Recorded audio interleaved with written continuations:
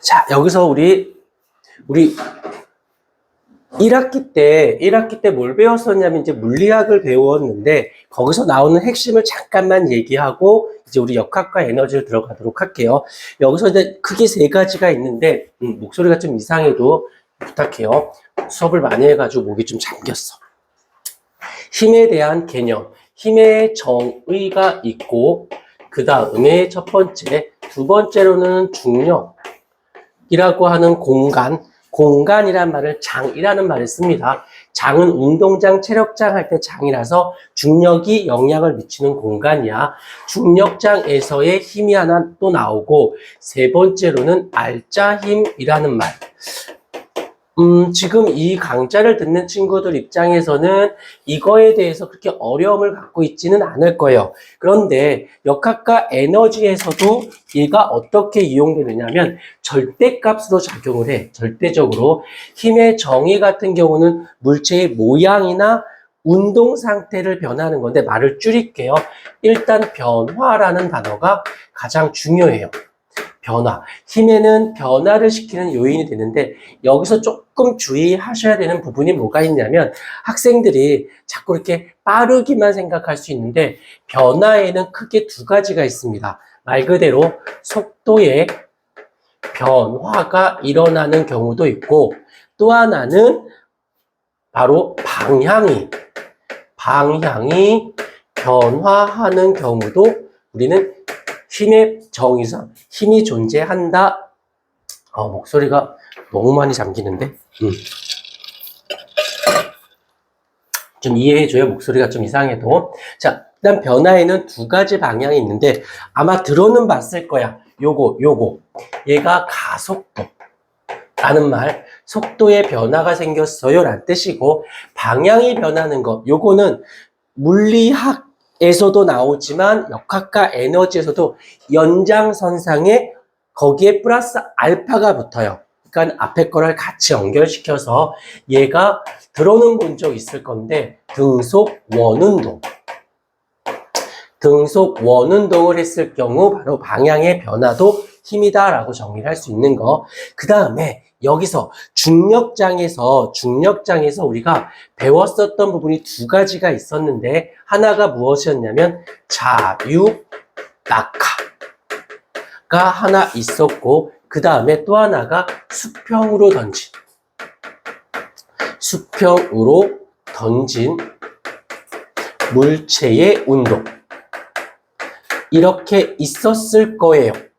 이때 조금 더 가자. 조금 더 수평으로 던진 물체 그림으로 살짝 본다라면 어떤 높이에 얘가 있었으면 물체를 이렇게 던져서 떨어져요.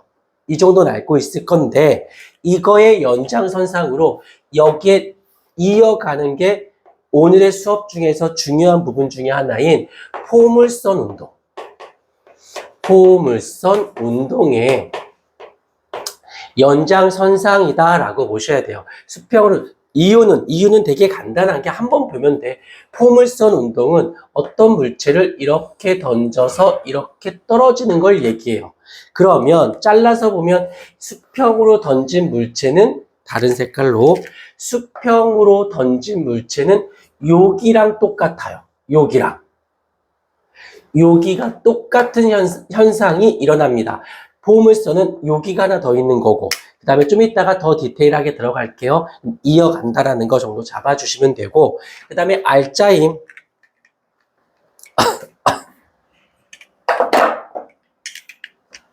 알짜힘이라는 것은 실제로 물체를 변화시키는 거라서 합력. 그 다음에 같은 말로는 우리 시그마 F를 쓴다라는 거 정도는 근데 이게 앞에서 1학기 때 물리학에서 배웠었던 부분이 그대로 나와서 여기에 살이 붙은 게 역학과 에너지야. 그걸 좀 반드시 잡아주셨으면 좋겠고요. 자, 다음 페이지로 바로 넘어가도록 할게요. 일단 벡터의 합성과 라고 나오는데 일단 여기서 스칼라와 벡터라는 말이 나오는데 어려운 건 아니에요. 스칼라양, 그 다음에 벡터량. 이라는 말이 나오는데 이 벡터에서 합성과 분해와 차가 또 나와 벡터에서 또 이어나가는 것이 무엇이 있냐면 합성하고 차, 그 다음에 분해. 자, 최대한 외우는 걸 줄여주도록 할게요. 스칼라양과 벡터량이라고 하는 아이들은 일단 크기만, 즉 얼만큼만 따지는 것이고 벡터는 크기 앤드 플러스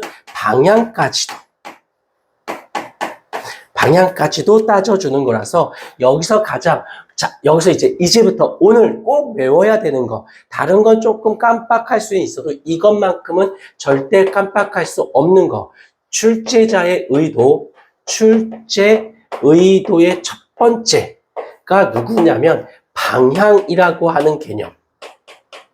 이 방향이라고 하는 거에 대해서는 깜빡하면 틀린다라고 보셔야 돼요.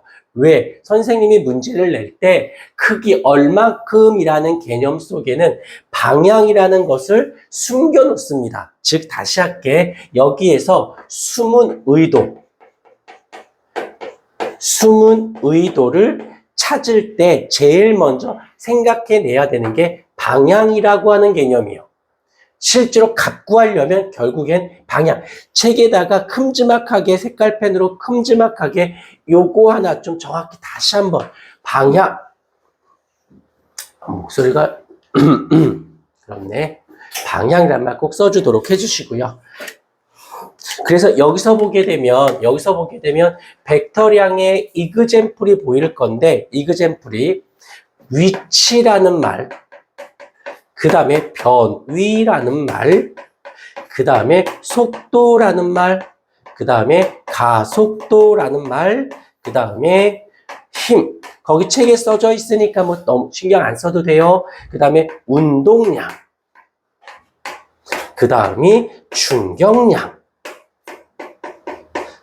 이라고 되어져 있고, 그러면서 스칼라 양에는 뭐가 나오냐면 여기서 이동거리. 필기 안 해도 돼요. 그래서 요거랑 연결이 되어지고 얘는 속력과 연결이 되어지고 그 다음에 나와 있는 것들은 그냥 보시면 됩니다. 여기서 잠깐 나 좀 봐줄까 이제? 하나 좀 물어볼게. 위치라는 말이 무슨 뜻인지 혹시 아니? 위치가 뭐야? 위치를 설정하기 위해서 꼭 나와야 되는 게 무엇이냐면 좌표예요. 좌표. 그래서 X축으로 얼마, Y축으로 얼마 했을 때 거기. 그러면 시작점에서 X축으로 얼마큼 X축으로 벌써 방향이 설정됐죠. Y축으로 방향이 설정됐죠. 방향이 들어있어요. 그래서 얘는 벡터량이다 하는 것이고, 알겠지만 이동거리와 변이 같은 경우는 안 할게. 이 정도 가지고 우리가 뭐 고민하진 않아도 될 것 같아서 직선거리, 그 다음에 속도는 뭐야? 시간분의 변이를 S 이렇게 쓰니까 이렇게 해서 뭐가 돼? V, 속도가 되고, 가속도는 뭔데? 시간 동안의 속도의 변화가 되는 거고, 그게 무엇이 돼? 가속도라고 표현하는 거고, 힘은요, 질량 곱하기 가속도를 F라고 표현하죠. 외우지 않습니다. 그냥 흐름을 타면 돼. 운동량은 질량 곱하기 속도가 운동량이 되어지니까 속도가 들어있죠. 충격량은 충격력에다가 시간이 충격량이 되니까 결국엔 다 여기에 어떤 방향성을 가지고 있는 물리량들이 다 숨어 있기 때문에 다 얘네들은 방향에 대한 개념이 나왔기 때문에 바로 벡터량입니다가 되는 거고 더 중요한 건 이 방향이 있기 때문에 목소리가 너무 잠긴다. 방향이 있기 때문에 그걸 합칠 수도 있고요. 방향이 있기 때문에 뺄 수도 있고 분해도 할 수 있는 거예요. 방향이 있기 때문에. 그래서 방향이 여기저기에 어떻게든 꼭 출제가 되어진다라는 거에서 방향을 간과할, 깜빡할 수도 있죠. 안 돼요. 깜빡할 게 있고 깜빡해서는 절대 안 되는 게 있는데 그 중에 하나가 방향에 대한 개념. 자, 합성을 보도록 하십시다. 먼저 합성과 분해가 되게 연계성이 높아서 먼저 하도록 할게요. 먼저 요거는 합성. 힘의 합성. 힘의 합성. 합친다의 개념인 건데 일단 합성과 분해를 같이 보여드릴 테니까 요거의 공통점과 차이점을 같이 봐주도록 할게요. 자, 일단은 어떤 F1의 힘이 있어요. 그 다음에 또 하나는 F2의 힘이 있어요. F2라는 힘이 있어. 그런데 이 물체가 F1의 힘도 받고 F2의 힘을 받습니다. 라고 했었을 때 여기서 쓰이는 게 삼각형법하고 평행사변형법이 있는데 먼저 우리가 가장 널리 이용되고 있는 게 평행사변형법. 평행사변형법을 많이 이용하기 때문에 어떤 거냐면 여기서 딱 하나 뭐냐면 평행이동이라는 말만 잘 잡아주시면 돼요. 어떻게? 얘를 요 F1을 평행이동시킬 건데 이 F2의 끝점에다가 평행이동을 시켜요.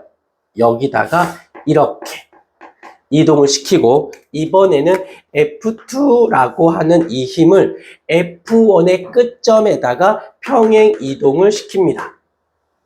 그럼 반드시 만날 수밖에 없게 되거든. 만나요. 그러면 여기서의 시점과 여기서의 끝점을 직선으로 직선으로 이어갑니다. 그러면 얘가 무엇이 돼? 얘가 R자 힘이 되어져요. 그래서 두 개의 힘이 하나의 힘으로 합성이 되어지는 거. 이렇게 하는 걸 평행사변형법이라고 얘기하고요.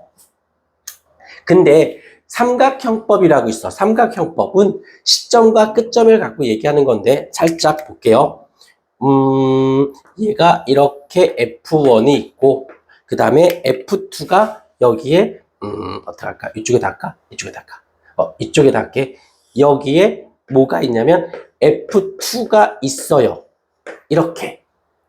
그러면 어떻게 하냐면 여기에서는 시점과 끝점에서 평행 이동을 시켜서 붙이는 거라면 똑같이 평행 이동은 맞긴 한데 얘네들을 어떻게 평행 이동을 시키냐면 끝점에다가 얘를 끝점에서 평행 이동을 시킵니다. 여기서 둘이 있던 거를 이동시켜서 만든 거라면 얘는 조금 스타트 지점이 살짝 달라. 그리고 여기 시점과 끝점에다가 쭉 연결하면 실제 R자 힘이 되어져요. 근데 여기서 요게 평행 이동한 거예요. 근데 거의 대부분은 이 평행사변형법을 이용하고 요거를 이용할 때가 있어. 대부분은 이걸로 하면 다 문제 푸는데 지장은 없는데 요거 할 때 언제 등속, 원, 운동 그리고 웬만해서는 평행사변형법으로 하시고요. 요거는 등속 원운동 할 때만 쓰이는 건데 아주 디테일하진 않으니까 일단은 거. 그 다음에 이제 다시 분해를 보자. 왜 분해를 같이 하려고 하느냐. 여기서 지금 요 R자 힘이 있었어요. 요 힘이 있었어요. 그러면 얘를 어떻게 분해를 하려고 해. 분해를 그럼 나눌 거야. 할 때 팁이라고 합니다. 접근법은 그래프를 그립니다. 그래프를 X좌표, Y좌표를 그려요. 그리고는 얘를 막대기라고 생각하는 거야. 막대기라고 생각하고 빛을 비춰줄 겁니다. 여기서 빛을 비춰줄 거예요. 그러면 여기까지는 요 밑에 여기까지는 그림자가 생기겠지? 그림자가 만들어질 거야. 그러면 그를 F2라고 할 것이고 이번에는 이쪽으로 이쪽으로 빛을 비춰준다라고 생각을 해보십시다. 그러면 여기까지 요 뒤쪽에는 여기서 그림자가, 그래서 얘를 F1이라고 해요. 까지. 그다음에 얘가 F. 그러면 요게 지금 요 길이랑 똑같은 거니까 어떻게? 이때 살짝 수학적 개념인 삼각함수가 나오는데 여기 각도를 세타라고 잡았을 경우 지금 사인을 이용해 보자. 사인 세타는 빗변분의 높이가 되어지니까 F분의 F1이 되는 거고, 이번에는 코사인을 이용해야 되니까는 어떻게 돼? 코사인 세타는 빗변분의 밑변이 되니까 F분의 F2가 되지. 그래서 교통정리를 하면 F1의 값은 어떻게 돼? F 사인 세타가, 여기서는 F2는 F 코사인 세타가. 또한 피타고라스를 이용해 볼까요? 얘 제곱 더하기 얘 제곱은 얘 제곱 더하기 얘 제곱은 얘 제곱과 같다. 계산해 보시면 삼각함수 나와요. 그럼 계산이 돼서 지금 요거 얘 같은 경우는 그냥 그림에서 나오면 평행 이동을 시키면 되고, 여기서 분해서는, 근데 여기서 살짝 보면 그림만 보면, 여기서 그림만 보면 앞뒷말 자르고 그림만 보면 똑같이 생겼어요. 두 개가 하나 되나 하나가 두 개 되나 거의 같은 형태를 띠고 있다라는 거 봐주시면 되고, 그 다음에 여기에서 이 사인이 있었을 때 사인 셋 요거 두 개 힘의 분해는 얘를 왜 강조하냐면 얘가 어디에 연장선상으로 이어가냐면 바로 빗면 쪽에서도 이어가기 때문에, and 포물선 할 때도 이용되기 때문에 얘는 뭐 당연히 나오는 거지만 얘도 이제는, 근데 웃긴 건 왜 강조를 하냐면 물리학까지는 분해는 언급을 좀 적게 합니다. 합성의 개념 쪽이 좀 더 비중이 높았다가 이제 역학과 에너지로 넘어오면서 합성은 있잖아, 알고 있지? 자, 그러면서 분해에 대한 개념이 조금 더 비중이 높아지는 거야. 더 배운다, 덜 배운다가 아니라 연장선상으로 간다라는 거 잊지 않도록 해주시고, 좀 이쁘게 좀 필기 좀 해 주실까요?